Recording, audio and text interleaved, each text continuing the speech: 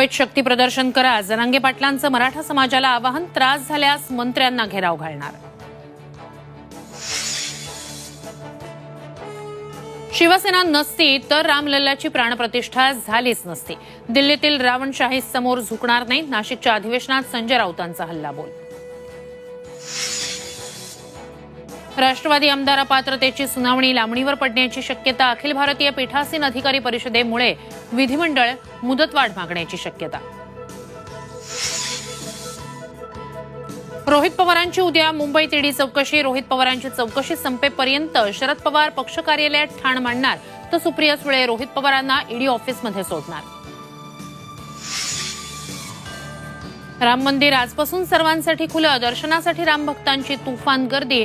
मंदिर प्रशासनावर exit gate बदलण्याची वेळ.